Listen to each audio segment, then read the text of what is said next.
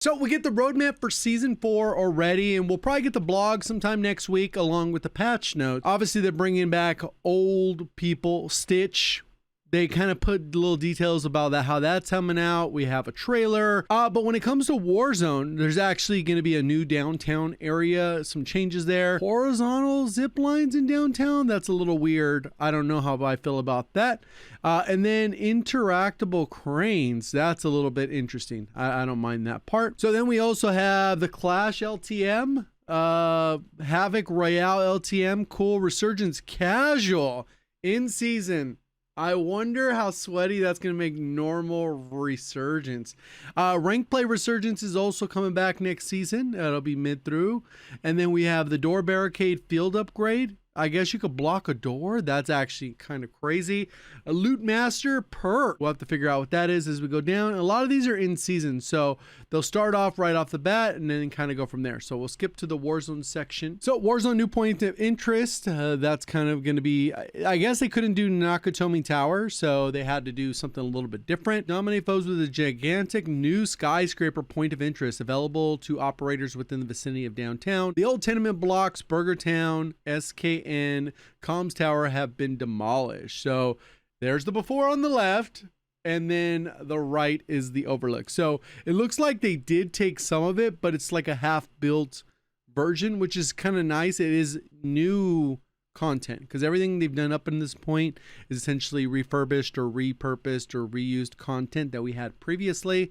Now we actually have, this is just a completely brand new building because Nakatomi Tower, the layout looked different. But maybe it'll eventually build in that. It says the overlook footprint for the diamond and perimeter security checkpoints. So just gives different vantage points.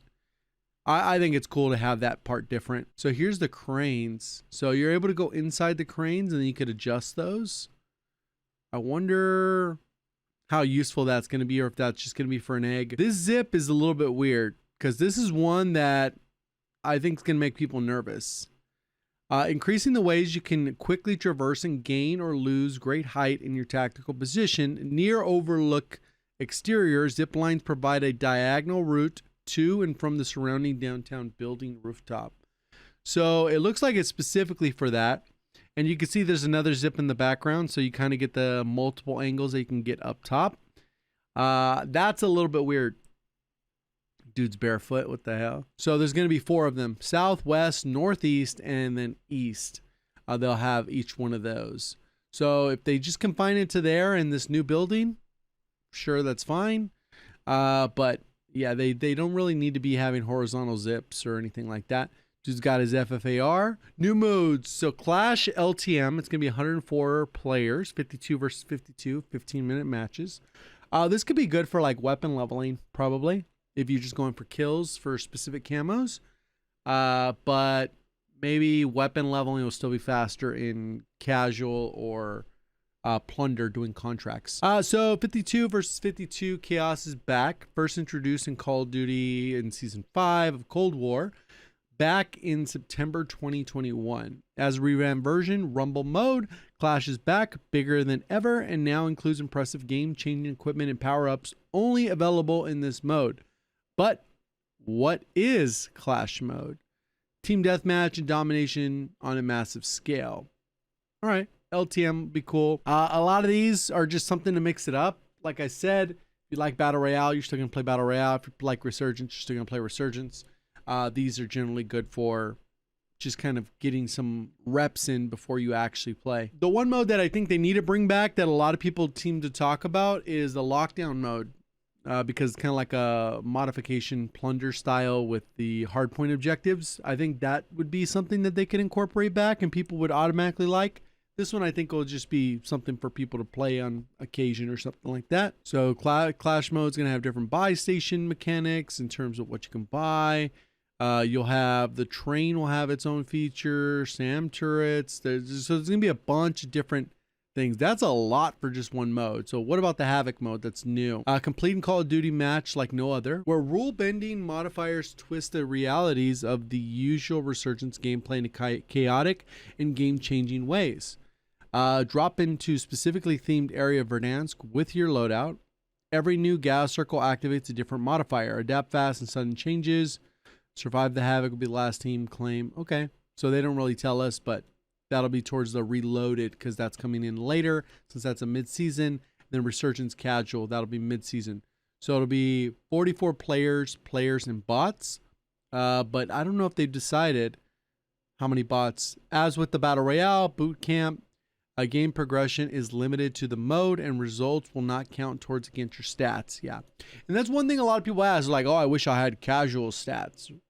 The reality is everyone would have like 10 KDs in casual. So it's not really all that helpful in terms of a stat. Plus, it would defeat kind of the purpose of like casual. Like you're not supposed to care about your stats in that mode. You're supposed to just play it, maybe level, hang out with your friends, whatever. Ranked play, Battle Royale launch window. Oh, grind your way towards a coveted position in the top 250 as Battle Royale ranked play becomes the first of 2 ranked variants to drop in Season 4 within Warzone. Harness competitive spirit and earn your new ranks. Okay, so we'll have ranked right off the bat. So we're going to actually have double ranked. So for people thinking like they remove modes, they don't have enough players. They have enough players for 2 different ranked modes. Unless they're going to have this one for the first half and then swap to the other. Because Rebirth comes in there after. Craving some real competition on Rebirth Island, squad up with the winning trio and attempt dominance over the very best players of Resurgence. Battle Royale Verdansk runs from launch throughout the entirety of the season. So that's like I said. And then they'll have enough at the mid-season and that runs along, meaning that you could play both modes or only one when they are active. And the ranking is separate from the Battle Royale ranked play. So yeah, you'll have 2 different grinds if you want. Interesting. New gameplay features. We get a new contract, field upgrade, kill streaks, perks, ATV are all set to drop in Verdansk during Season 4. Hand cannon, care package, the door barricade, and then the Polaris. It says, so the contract will be search and destroy, Battle Royale, Resurgence, and Plunder. And then we also have field upgrade, door barricade will be basically all of those available via the care package. And then, so that won't just be around. And then kill streak, hand cannon, Battle Royale, that seems crazy. Also via the care package. So the care package would be pretty valuable. Open ground loot caches for a rare chance to obtain a care package. A throwable kill streak.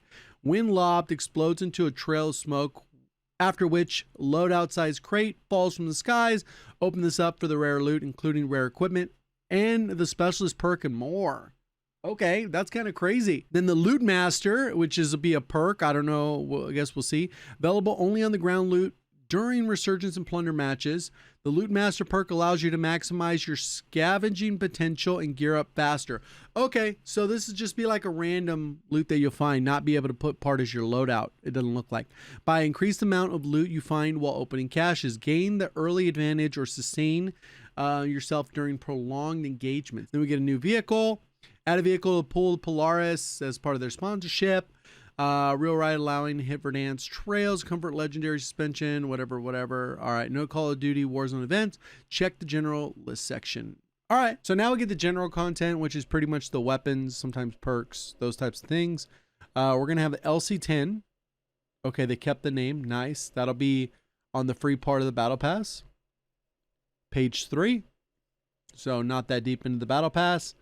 And then we also have the FFAR. Oh, they kept the name FFAR 1, and that'll be on page 6. So you'll get that secondary. Realistically, this is not going to be, if they're building it right, it's not going to be a long range weapon. It's going to be your sniper support. If they're really going back. I wonder how they're going to handle the mobility because we don't really have any stocks that do the strafe speed quite like they did back then. So I guess we'll end up having to see. Then we get the SX Model 7. This will be a marksman rifle in an event in the mid-season. And what else? We get the Olympia, when you'll be able to dual wield. All right. That's generally not, I mean, it's Warzone, so shotguns don't usually get that much love. We get a pickaxe. Cool. Special weapon attachment. So the G grip. It says SMGs except the PP-19 because it doesn't have an underbarrel.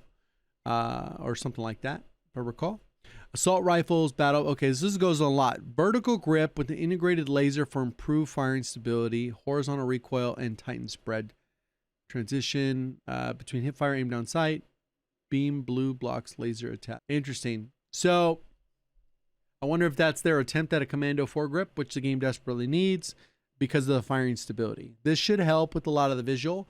And I think they gotten the visual recoil kind of where it does align with the MW 2019 that we had. But one of the biggest differences was the commando foregrip and the tactical laser, which were a couple of attachments that could add to stabilization part of the guns, which is probably the biggest difference between what we had then versus now. In addition to maybe the monolithic suppressor wasn't as punishing then for aim down sight speed. But if we could solve the recoil part of it, it's like, there you go. And if this is something that is good enough, maybe that it will be able to drop the compensator and put on the monolithic suppressor. So we'll kind of have to see how it actually feels in game. And one thing that they introduced in with the Grau is if you swap the magazine to the higher mag from the 30 on the SWAT up to the 50 of the Grau, it has additional stabilization, which helps with visual shake. And you can notice that if you take that off and shoot the gun in the range, you see what a big a difference that does.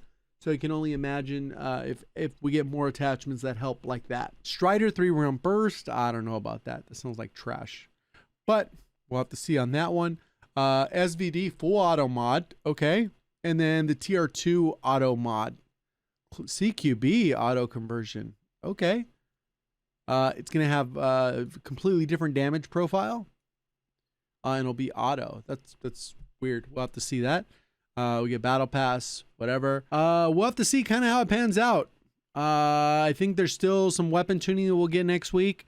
The blog post that details a little bit more details of what we're going to get in the actual thing, I think should be like next Tuesday or Wednesday. That's kind of the pattern that we've had. And then the patch notes are around then too, which would be Wednesday. So kind of see how it goes. See you on the next one. Thank you for watching. As always, have a great day.